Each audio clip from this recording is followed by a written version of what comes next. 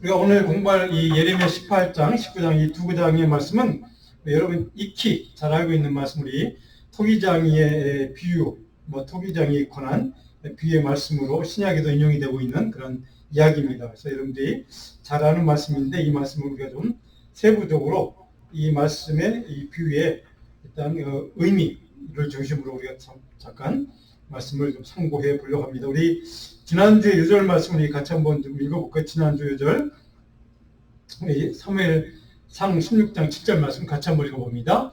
여호와께서 사무엘에게 이르시되 그의 용모와 키를 보지 말라. 내가 이미 그를 보렸노라.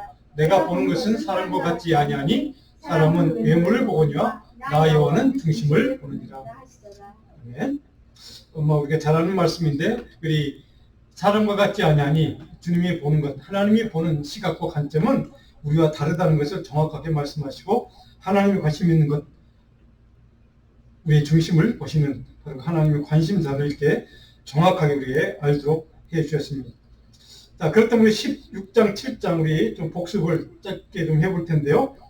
그렇다면 하나님은 왜 이스라엘 백성들을 이런 위기 상황으로 내몰고 또 그들을 그런 위기 상황에 처하게 해서 심판을 하시려고 하는가? 17장 5절에 보니까 우리가 이런 말씀을 우리가 보았습니다. 여호와께서 이와 같이 말씀하시니라. 무릇 사람을 믿으며 육신으로 그의 힘을 삼고 마음이 여호와께서 떠난 그 사람은 저주를 받을 것이니라. 그러니까 세 가지 사람에 대한 영적인 그런 실수와 허물, 죄를 이제 뜻하는 그 세 가지를 설명을 하고 있습니다. 사람을 믿는다는 거죠. 하나님보다는 사람을 의지하는 사람들이 있다는 거죠. 육신으로 자기 힘을 삼는 것. 자기가 가진 권력이든 돈이든 명예든 이런 것들을 가지고 자기가 힘있는 사람처럼 이제 이렇게 의지하는 사람들, 그리고 하나님에게서 마음이 떠난 사람들, 이거는 이제 하나님이 그런 사람들에 대해서 저주를 받을 것이다 라고 선포를 합니다. 근데 이렇게 저주를 선포하는 이유가 뭐라고 했습니까? 지난주에 살펴본 것처럼 하나님의 마음, 역설적으로 하나님이 그렇게 좀 하지 말라고, 제발 너희들 좀 이렇게 하라고 하는 하나님의 마음, 속마음, 뜻은 17장 7절에 있는 말씀이라고 있습니다. 같이 한번 읽어볼까요? 그러나 무릇 여호와를 의지하며 여호와를 의뢰하는 사람은 복을 받을 것입니다. 아멘. 하나님의 마음은 여호와를 좀 의지해라. 나를 좀 의지해. 나를 좀 의지하고 바라봐. 그 사람은 복을 받게 될 거야. 이게 이제 하나님의 속마음, 속뜻이라는 것을 우리가 살펴보았습니다. 그렇다면 오늘 18장, 19장 두 장에 이제 말씀으로 들어가면 18장 1절 12절까지는 토기장의 비유, 그 유명한 토기장의 비유가 이제 기록이 되어 있고 어떤 뜻인지를 이제 간단하게 설명을 하고 있습니다. 2절에 보니까 너는 토기장의 집으로 내려가라. 하나님이 토기장이에 관한 그런 사건을 보게 하심으로 하나님이 의도한 메시지를 좀 예레미야에게 전해주는 겁니다. 그리고 너는 이 말을 백성들에게 전해, 이런 얘기입니다. 그래서 3절에 보면 토기장의 집으로 갔다. 예레미야가 이렇게 기록되어 있습니다. 그리고 그가 보았던 것, 4절에 이제 그 본 내용이 나옵니다. 진흙으로 만든 그릇이 토기장의 손에서 터짐에 끼어졌다는 뜻입니다. 그가 그것으로 자기 의견에 좋은 대로 자기 다른 그릇을 만들더라. 자, 이것을 이제 후에 19장에 나오면 설명을 해줍니다. 어쨌든 여기 상징적인 비유를 통해서도 하나님은 직접 말씀을 통해 말씀을 우리에게 주심으로 하나님의 뜻, 메시지를 전달해 주시지만 동시에 하나님은 상징적인 사건이나 어떤 인물, 어떤 이런 것들을 통해서 하나님의 메시지를 전해 주신다. 이런 말씀입니다. 그런데 4절 마지막에 보니까 중요한 단어가 있습니다. 그가 토기장입니다. 그것으로 자기 의견에 좋은 대로, 이게 자기 의견에 좋은 대로, 자기 의견이라는 말은 제가 아마 설교 때 적어놨을 겁니다. 히브리 야사르라는 제가 이 말을 적어놨는데요. 자기 시각, 자기 관점, 자기 관심, 자기의 눈, 자기 지식, 이런 것들의 기준을 해서 자기에게 좋은 대로, 이런 뜻입니다. 그러니까 이 야사라는 말은 토기장이가 생각하는 좋은 것, 그러니까 자기가 보기에, 이 사람 보기에 좋고 기뻐하고 내가 정말 기쁘다라고 할 정도로 그런 것들대로 그릇을 만들더라, 이런 것입니다. 그래서 밑에 5절에 보면 이제 설명이 나오죠. 왜 이거를 예레미야에게 보여주셨는가? 하나님의 의도는 바로 저 토기장이가 자기의 소견대로, 의견대로, 뜻대로, 자기 생각대로 좋아하는 것을 만들듯이 내가 창조주인 하나님, 내가 내 백성, 내가 너희를 지었는데 너희를 내가 저렇게 못할 것 같니? 이런 뜻입니다. 나도 저렇게 할 수 있다는 뜻이죠. 다른 말로 하면 이 성경적인 비유 속에 6절에 보면 이 토기장이 하는 것 같이 내가 능히 너에게 행하지 못하겠느냐. 이스라엘 족속아 진흙이 토기장의 손에 있음 같이 너희가 내 손에 있느니라. 이것이 하나님이 주시고 싶은 메시지입니다. 저 토기장의 손에 들려있는 그 진흙 덩어리, 깨어진 그 진흙, 이것들이 바로 내가 너희를 향한 생각이라는 뜻입니다. 내가 너희를 만들었기 때문에 내 손에 의해서 너희들의 생명도, 너희들의 삶도, 너희들의 인생 전체도 좌지우지 결정이 된다는 뜻입니다. 우리 인생 자체가 하나님의 손길에 달려있다는 뜻을 정확하게 이렇게 표현을 해주고 있습니다. 바로 이것이 오늘 하나님이 이 메시지를, 이 토기장의 이 비유를 예레미야에게 보여주신 바로 목적입니다. 우리 인생의 모든 것, 우리 삶의, 우리 생각, 우리 몸, 이 모든 것들이 다 하나님의 손에 의해서 결정된다는 사실을 우리는 먼저 고백하는 사람을 우리는 그리스도인이라고 합니다. 주님이 나는 주님의 것이라고 고백하는 것. 내 소유주, 나의 인생의 소유자는 바로 하나님이라고 고백하는 것. 이런 고백으로 하나님께 모든 것을 맡기고 의지하고 피난처가 되시고, 우리가 지난주에 살펴본 것처럼 피난처가 되어주시는 그 주님 앞에 내 삶의 모든 것을 맡길 수 있는 믿음, 바로 이것이 하나님이 요구하는, 기대하시는 3대 믿음의 모습이라는 것입니다. 그런데 이스라엘 백성들은 그렇지 못했다는 거죠. 그를 특별히 인간들 가운데 그들을 특별히 하나님이 선택하셔서 하나님의 선민으로 그들은 그렇게 믿고 하나님의 율법과 계명을 주신, 그리고 그것을 통로로 주시는 하나님의 약속의 땅까지 주시면서 그들을 특별히 사랑하셨던 그 이스라엘 백성들, 그들은 바로 그 하나님의 손에 들려있는 자기들의 운명을, 자기들의 생사여탈권을 그들은 거부했다는 거죠. 아니, 내 인생은, 우리 역사는 우리가 만들 거야, 내 뜻대로 해볼 거야 라고 생각했던 그들의 교만, 하나님의 창조주 되심을, 주권이 하나님께 있음을 그들은 거부하고 싶었던 욕망, 이 바벨탑 사건도 바로 거기에서 시작이 됩니다. 인간의 욕망 때문이라는 거죠. 바로 이것을 하나님은 예레미야를 통해서 우리에게 깨닫기를 원하시는 겁니다. 너희들은 아무리 네가 날고 기고 잘나봐도, 네가 아무리 학벌이 좋아도, 네가 아무리 돈이 많아도, 능력이 많아도, 권력이 많아도 너는 내 손에 있어. 내 손아귀에 달려있어. 내 운명은 바로 내 손에 의해서 결정되는 거야 라고 하는 것을 하나님이 정확하게 우리에게 깨닫게 하신다는 사실입니다. 그것을 주기 위해서 바로 이 메시지를 우리에게 주셨다는 사실입니다.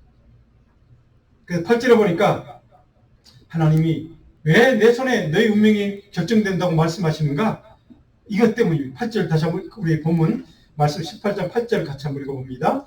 만일 내가 말한 그 민족이 그의 악에서 돌이키면 내가 그에게 내리기로 생각하였던 재앙에 대하여 뜻을 돌이키겠고, 자, 하나님의 마음은 여기 있는 겁니다. 너희들이 자꾸 잘못된 길, 악한 길, 말씀에서 순종하는 자리에 떠나서 불순종의 자리로 가려고 하는 그 불순종하는 믿음의 모습, 불신앙의 모습, 죄의 모습, 이것을 돌이키면, 회개하면 내가 내리기로 생각했던, 이전에 내가 너희들에게 말했던 재앙, 멸망, 심판을 내가 뜻을 돌이킬 것이다. 바로 이것을 그들에게 알게 하고 싶은 하나님의 마음. 제발 하나님의 마음은 그러니까 좀 내 길로, 말씀의 길로, 순종의 길로, 믿음의 자리로 돌이켜라고 하는 것이 하나님의 메시지였다는 사실. 이것을 주고 싶어서 바로 토기장의 모습을 예레미야에게 보게 하시고 우리에게 메시지를 주고 있다는 사실입니다. 자, 그런데 여기 8절에 재앙에 대해 뜻을 돌이킨다는 말, 이게 중요한 말입니다. 나캄이라는 히브리 동사입니다.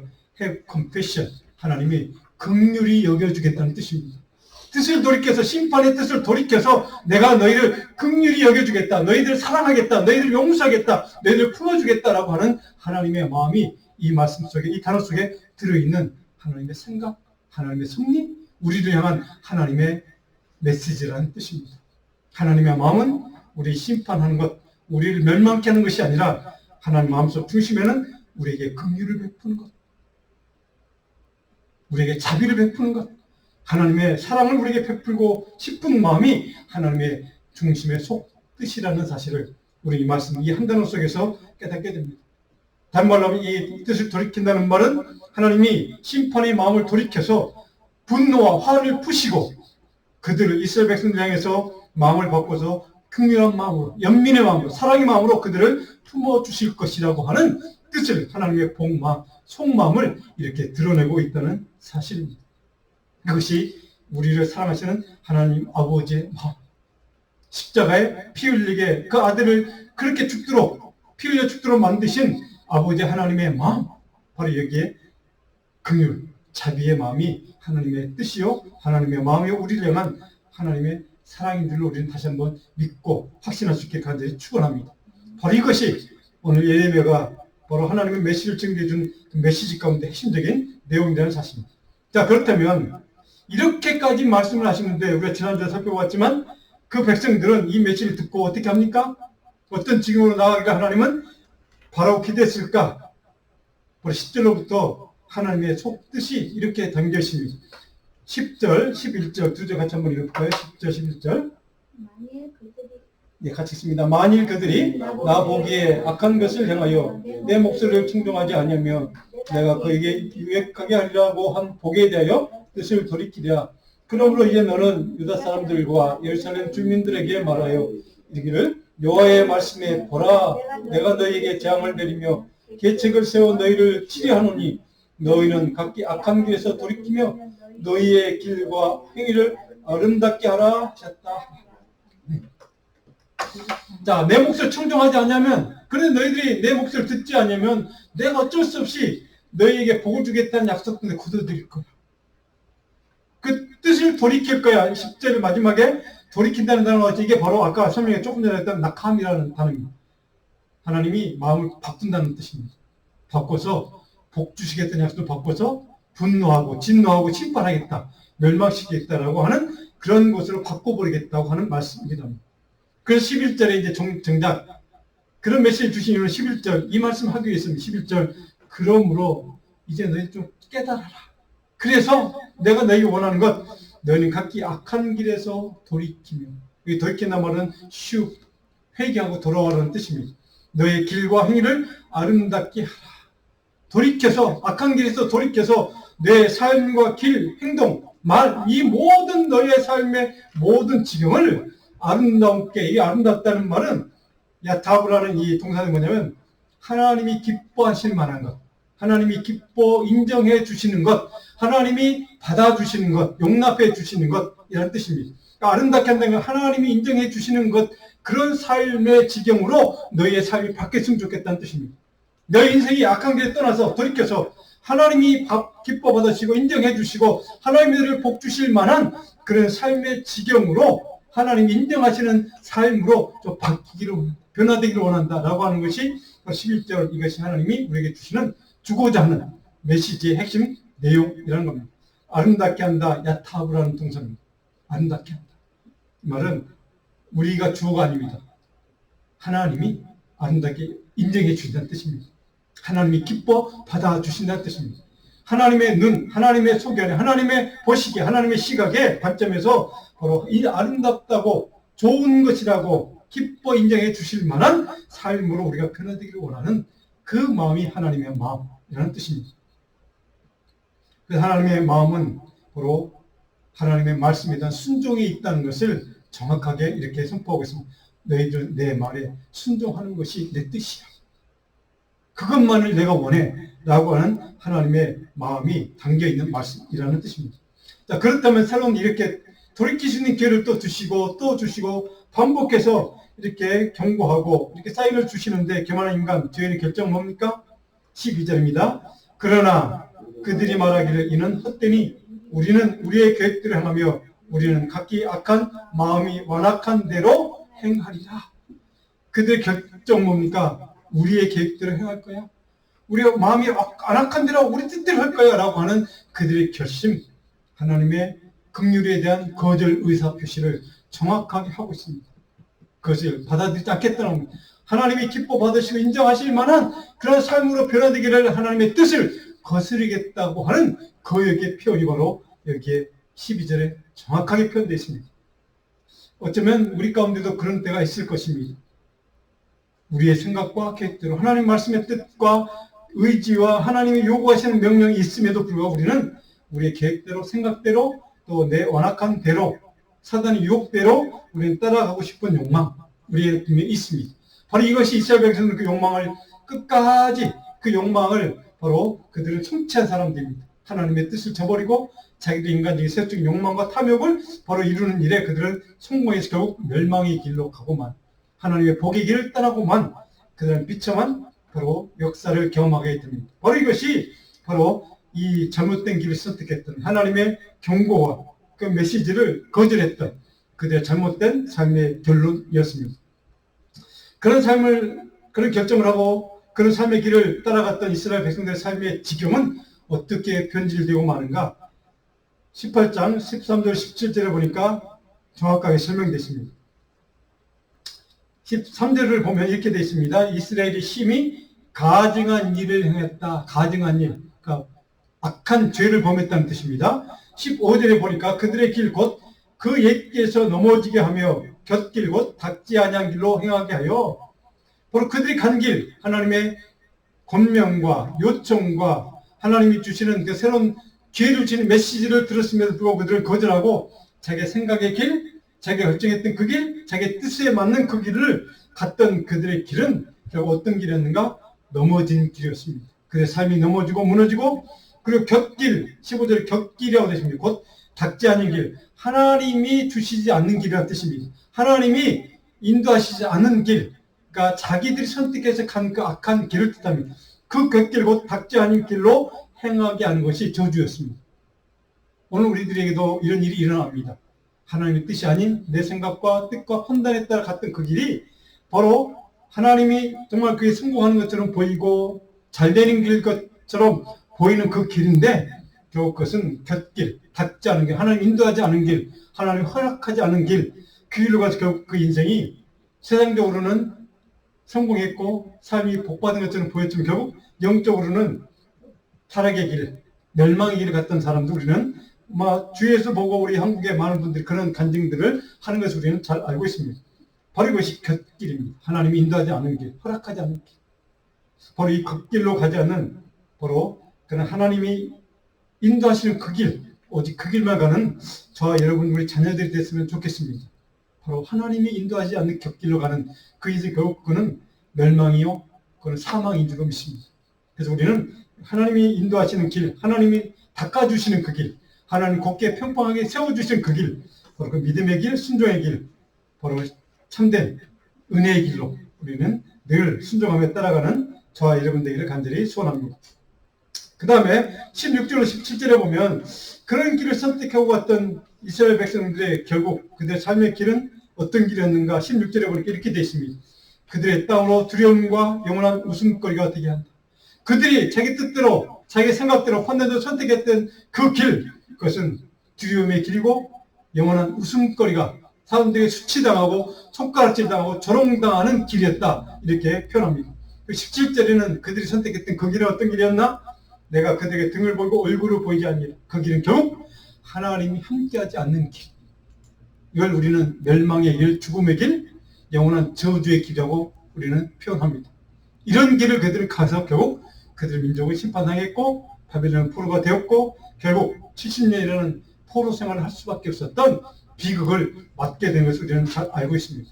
바로 이것이 하나님이 허락하지 않은 곁길, 잘못된 길, 악한 길, 하나님이 함께 동행하지 않는 그 길, 그 길을 선택했던 그들의 길은 영원한 웃음거리, 두려움과 절망과 죽음만이 바로 남아있는 그런 잘못된 길.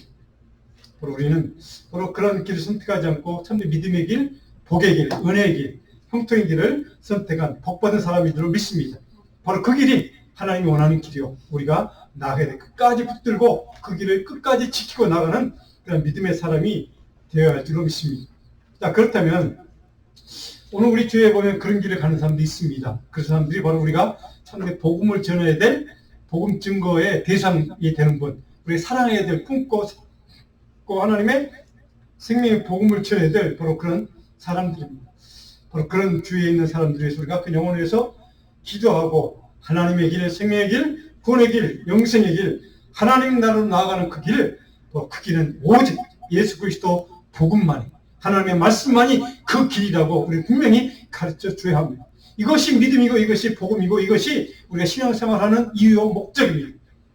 바로 이것이 이 복음을 우리가 잊어버리면 아무리 좋은 천사의 말을 한다 할지라도 이 복음을 잊어버리고 망각하고 하나님의 생명의 복음의 길을 우리가 전하지 않는다면, 바로 그 길로 가지 않는다면 우리 역시 우리도 멸망의 길을 갈 수밖에 없는 그런 존재가 되고 만다는 사실입니다.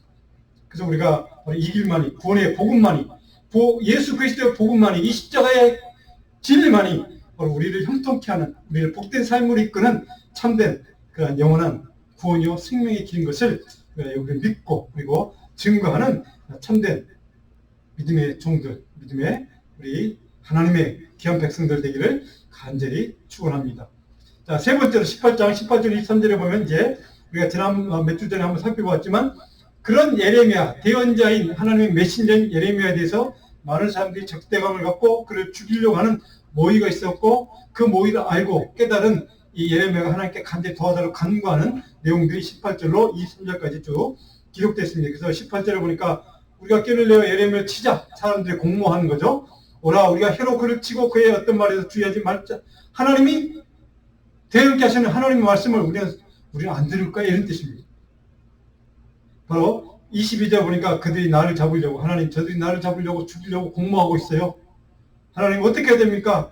구덩이도 팠고 내 발을 뻗으려고 올무를 놨습니다. 하나님, 나 좀 살려주십시오, 도와주십시오 라고 하는 것이 이제 23절까지의 이제 쭉 기록됐습니다. 자, 19장으로 넘어가면, 이 19장 넘어가면, 그렇다면 우리가 18년 살펴봤던 깨어진 그릇 비유에 대한 바로 해석, 그리고 그 비유를 우리가 이해하고 해석하고 우리 삶에 어떻게 적용할 것인가 하는 것을 우리가 19장에 살펴보도록 합니다. 자, 2절을 우리 같이 한번 읽어봅니다. 2절. 하시드 문 어기 곁에 있는 흰놈의 아들의 골짜기로 가서 거기에서 내가 내게 이런 말을 선포하여. 자, 하시드라는 말은, 이 말을 좀 우리가 좀 어려운 단어입니다. 이게 성경에 잘 설명이 되지 않는 단어입니다. 이 말 그 뜻은 뭐냐면, 질그릇들 있잖아요. 그러니까 우리 턱이 만드는 그 가면 막 그릇이 마음에 안 들거나 잘못된 그 그릇 다 깨어버리잖아요. 다 구운 다음에도. 그런 깨어진 그릇들이니까 마음에 안 들어서 그걸 다 파쇄해서 그 깨어진 그릇들이 모여있는 장소가 바로 하시드라는 겁니다. 그러니까 그거는 실패한 그릇들이죠. 잘못된 그릇들. 그런 것들이 모여있는 그 장소가 바로 하시드라는 단어입니다.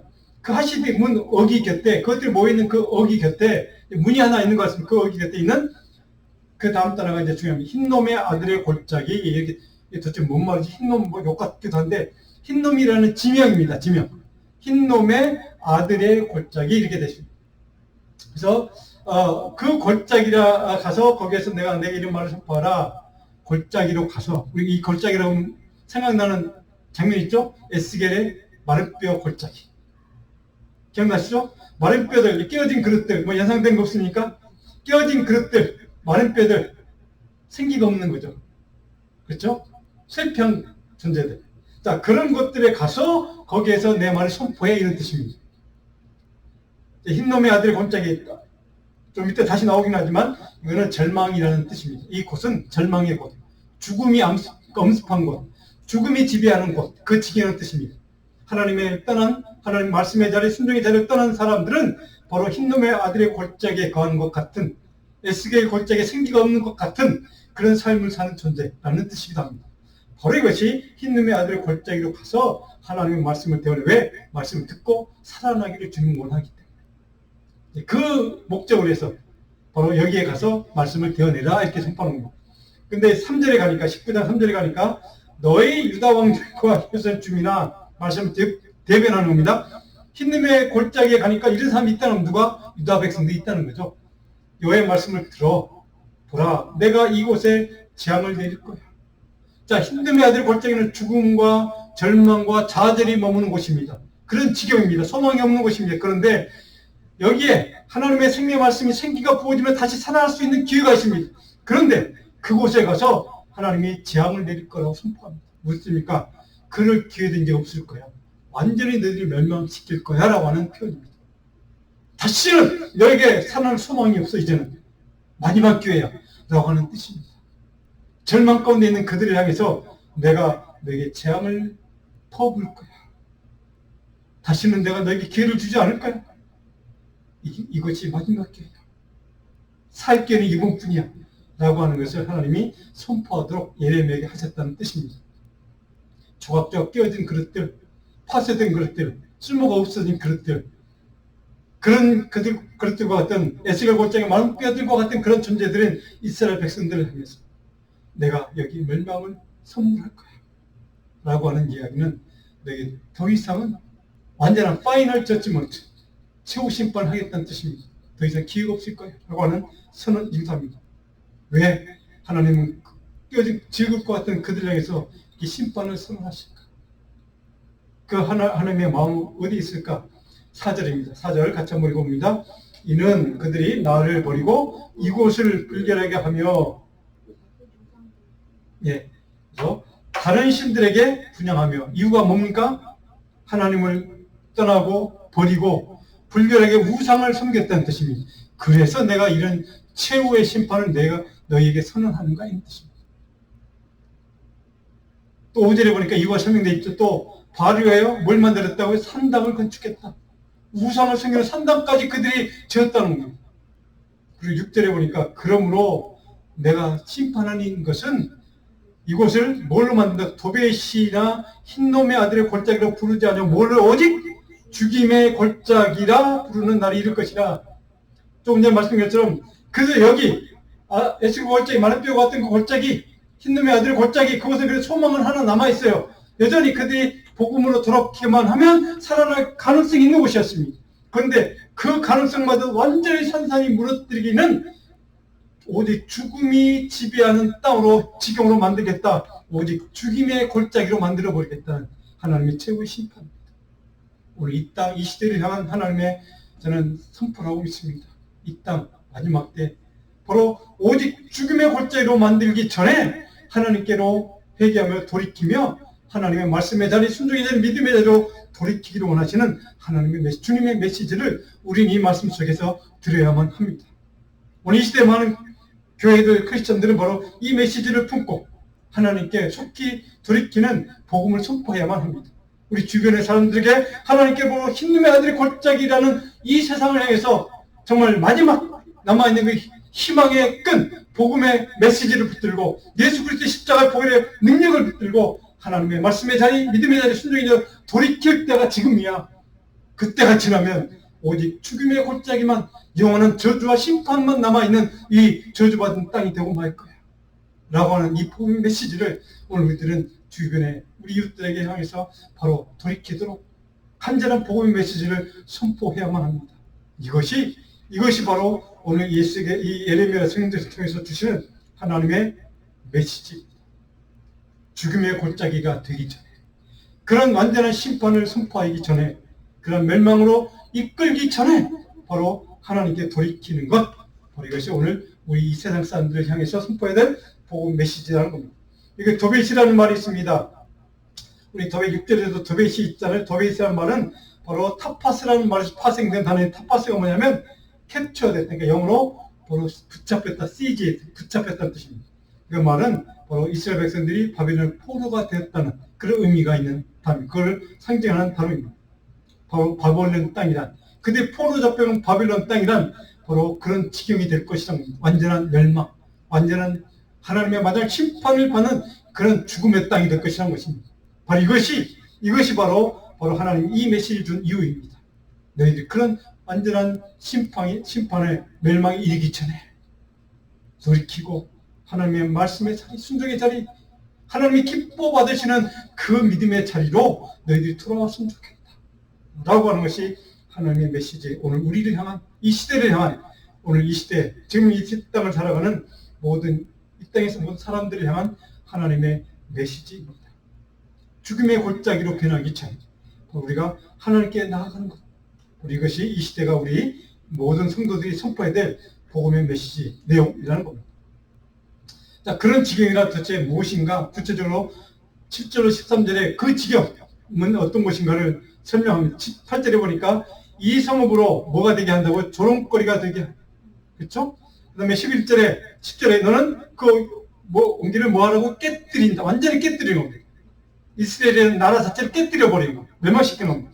11절에 사람이 토기장의 그릇을 한번 깨뜨리면 다시는 완전하게 할 수 없나니. 그래서 우리가 한번 깨진 그릇은 다시 붙여봐도 언제 소용없다고 얘기하잖아요. 그런 의미입니다. 이와 같이 내가 이 백성과 이 성읍을 무너뜨리시지.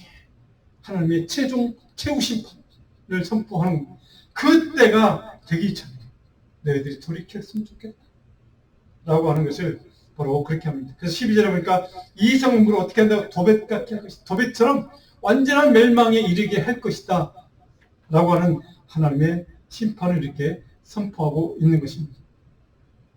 물론 하나님의 마음, 그것은 돌이키기를 원하는데 거기에 방점이 있습니다. 도대체 그 이유를 하나님 뭐라고 마지막 19장 마지막에 이렇게 선포 19장 마지막 15절 우리 같이 한번 큰 목소리로 한번 읽어봤습니다. 19장 15절입니다. 같이 한번 읽어볼까요? 만군의 여호와 이스라엘 하나님께서 이와 같이 말씀하시되 보라 내가 이 성읍에 대하여 선언한 모든 장을 이 성읍과 그 모든 촌락에 내리니 이는 그들의 목을 곧게하여 내 말을 듣지 아니함이라 하시니라. 목을 곧게 했다는 말은 그냥 우리가 이해할 수 있는 말이죠. 교만했다. 목을 꼿꼿이 세우고 하나님 앞에 우리가 지난 주일에 살펴본 것처럼 그런 그 세리처럼 그냥 하나님 쳐다보지 못하고 감히 그냥 땅을 하면서 하나님의 은혜를 구했던 세리가 아니라 그 바리새 지도자처럼 꼿꼿이 세우고 하나님의 얼굴을 당당히 쳐다보면서 하나님 나 잘했죠? 하나님 앞에 잘 하지 않습니까? 그렇게 생각하며 몸을 곱게 하여 하나님의 말씀을 순종하지 않는 모습. 바리새인과 같은 모습. 바로 이 이유 때문에 내가 이런 최후 심판까지 선언하고 있다. 라는 게 하나님이 예레미야 선지자 쪽에 우리에게 주시는 바로 이 심판 선언의 이유라고 설명해 주고 있습니다. 교만한 삶이란 불순종의 삶이란 결국 바로 이런 최후의 심판, 최후의 멸망을 당하는 길, 죽음의 길, 저주의 길, 멸망의 길이 되고 마는 것을 우리는 이 말씀을 통해서 깨달을 수 있게 됩니다. 이거 말고요. 하나님의 말을 듣지 않게 된다고. 다른 말로 하면 바로 교만하면 그 절망의 길, 죽음의 길, 완전히 멸망의 길 선택할 수밖에 없는 이유는 하나님의 말씀, 하나님의 지혜를 들을 수 없기 때문에 그렇다는 뜻입니다. 그래서 하나님의 말씀이 사라진 시대가 되면 모든 사람들이 교만하게 되고 자기 생각대로, 자기 뜻대로, 자기 원하는 길로 가는 죽음의 길을 선택하게 된다는 뜻이기도 합니다. 이 시대에 오늘 우리가 감사해야 될 것은 바로 하나님의 말씀을, 우리 생명의 말씀을 그래도 우리는 끊이지 않는 복을 주셨다는 겁니다. 날마다 묵상하고 읽고 듣고 할 수 있는 그 말씀이 살아있는 역사는 그 말씀을 들을 수 있는 기회를 하나님 우리에게 주셨다는 이 은혜. 이것이 얼마나 감사하고 큰 축복인지 모르겠습니다. 저는 이러면서 우리가 하나님 앞에 간절한 마음으로 감사하는 마음으로 하나님의 말씀에 대한 감사가 좀 있으면 좋겠습니다. 그래서 하나님의 말씀을 읽고 또 읽고 묵상하고 그 말씀을 통해 주시는 하나님의 메시지를 날마다 읽고 또 묵상하고 우리 삶에 적용할 수 있는 그런 참된 성도로 믿음의 사람으로 살아가기를 원합니다. 오늘 말씀을 정리하겠습니다. 우리 사랑하는 이스라엘 백성, 유다 백성에 대한 하나님의 간절한 기대와 소망은 뭐였습니까? 오직 하나님을 온전히 의지해라. 하나님의 은혜의 지경 안에서만 살아라. 이것이 하나님의 뜻이었습니다. 하나님을 향한 믿음과 신뢰와 의지하고 소망을 품은 사람들은 어떻게 변화되는가? 자기 자신의 시각과 관점과 자기 생각에 보기 좋은 삶을 선택하고 살아가는 것이 아니라 하나님 보시기에 기뻐하시고 하나님 보시기에 인정할 만하시고 하나님 보시기에 너무나도 정말로 기뻐 받으실 만한 그런 보기에 좋으신 그런 길, 믿음의 길, 순종의 길, 앞에 감사하는 길, 그 길을 선택하는 삶을 나아가는 것이 참된 믿음의 사람이고 오늘 저와 여러분들에게 간절히 축원합니다. 이것이 오늘 말씀을 통해 주시는 하나님의 마음. 그래서 우리가 끝까지 이거 한 가지 기억하고 돌아가면 좋겠습니다. 목을 곧게 세고 마음 중심이 타락해서 불신앙으로 불순종에 빠지지 않도록 우리가 영적으로 스스로를 경계했으면 좋겠습니다. 그리고 경계하고 또 말씀을 의지하고 묵상함으로 하나님이 주신 은혜와 하나님의 그 말씀의 지경 가운데 늘 순종하고 믿음으로 주님만을 의지하는 그런 하나님의 백성들. 그래서 도벳, 힘의 골짜기, 죽음의 골짜기가 아니라 하나님이 인도하신 형통의 길, 복의 길, 말씀의 길, 순종의 길, 생명의 길로 날마다 우리가 나아가는 복된 주의 종들로 살아가기를 축원합니다. 오늘 우리 요절 신명기 30장 20절 말씀 아마 설교는 뜻하 있을 겁니다. 같이 한번 읽고 마치겠습니다. 내 하나님 여호와를 사랑하고 그의 말씀을 청종하며 또 그를 의지하라. 그는 내 생명이요 내 장수이시니 여호와께서 내 조상 아브라함과 이삭과 야곱에게 주라고 맹세하신 땅에 내가 거주하시라. 아멘. 복과 형통의 은혜의 지경 안에 거하는 비결은 바로 생명이신 장수의 은혜이신 능력이신 하나님의 말씀을 청종하는 것. 바로 이 청종의 능력, 이것을 우리가 달라고 날마다 하나님께 기도하고 하나님 앞에 묵상하며 나아가는 우리 저와 여러분, 우리 생명의 교회가 되기를 주님의 이름으로 축복하고 축원합니다.